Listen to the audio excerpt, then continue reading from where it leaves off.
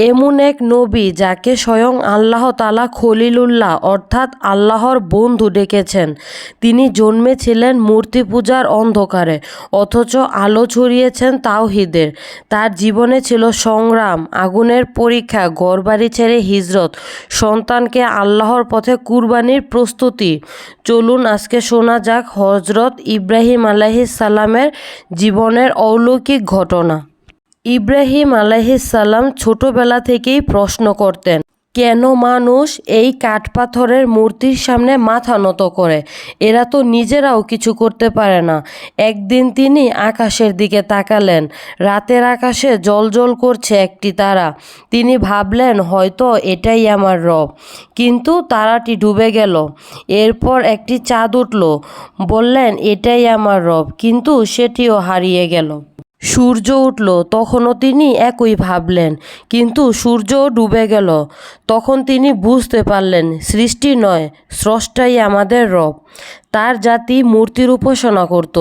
ইব্রাহিম আলাইহিস সালাম ডেকে বললেন, হে আমার জাতি, শুধু আল্লাহর ইবাদত করো, যিনি সব কিছু সৃষ্টি করেছেন।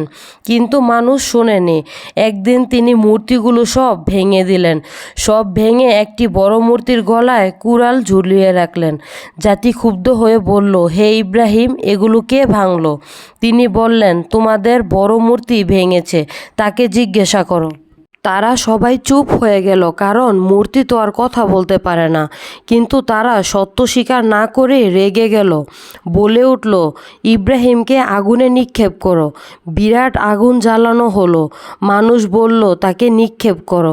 ইব্রাহিম আলাইহিস সালামকে নিক্ষেপ করা হলো আগুনে। কিন্তু তখন আল্লাহ তাআলা হুকুম দিলেন, হে আগুন, তুমি ঠান্ডা এবং শীতল হয়ে যাও ইব্রাহিমের জন্য। আগুন ঠান্ডা হয়ে গেল। তিনি নিরাপদে বেরিয়ে এলেন। মানুষ হতবাক হয়ে তাকিয়ে রইল।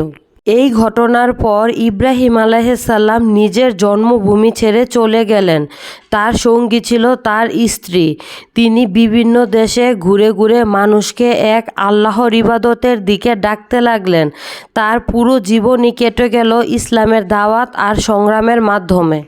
বৃদ্ধ বয়সে আল্লাহ তাকে সন্তান দান করেন।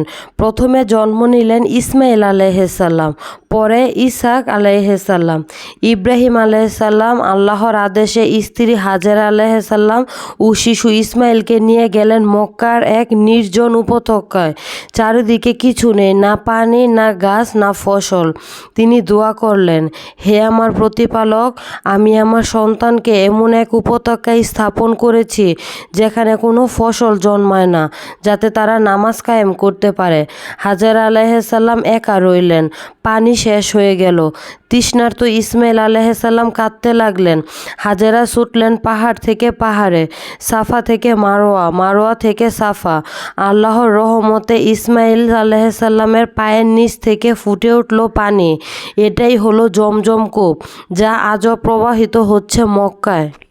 একদিন ইব্রাহিম আলাইহিস সালাম স্বপ্ন দেখলেন, তিনি তার প্রিয় পুত্র ইসমাইলকে কুরবানি করছেন। এটা ছিল আল্লাহর পক্ষ থেকে তার জন্য পরীক্ষা। তিনি তার ছেলেকে বললেন, ও আমার সন্তান, আমি স্বপ্ন দেখেছি তোমাকে কুরবানি করছি, তুমি কি বলো? ইসমাইল আলাইহিস সালাম উত্তর দিলেন, হে আমার পিতা, যা আপনাকে আদেশ করা হয়েছে আপনি তাই করুন।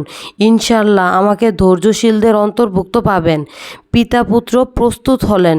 ইসমাইলকে শুইয়ে দিলেন, কিন্তু আল্লাহর হুকুমে ছুরি দিয়ে তাকে কাটা গেল না।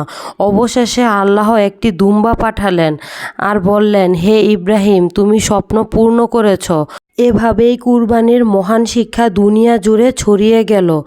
এরপর আল্লাহ তাআলার নির্দেশে হযরত ইব্রাহিম আলাইহিস সালাম ও ইসমাইল আলাইহিস সালাম একসাথে কাবাঘর নির্মাণ করলেন, যা আজও মানব জাতির জন্য একমাত্র কেন্দ্রবিন্দু, যেখানে কোটি কোটি মানুষ হজ করতে আসে। কাবা ঘরকে সামনে রেখে নামাজ পড়ে, যা আমরা আল্লাহ তাআলার ঘর নামে জানি। হযরত ইব্রাহিম আলাইহিস সালামের জীবনী আমাদের শিখায়, সত্যের পথে দৃঢ় থাকতে হবে। সন্তান, সম্পদ, জীবন সব কিছুই আল্লাহর জন্য কুরবানি দিতে হবে। আল্লাহর উপর ভরসা করলে কোনো আগুনই ক্ষতি করতে পারে না। তিনি ছিলেন আল্লাহর বন্ধু।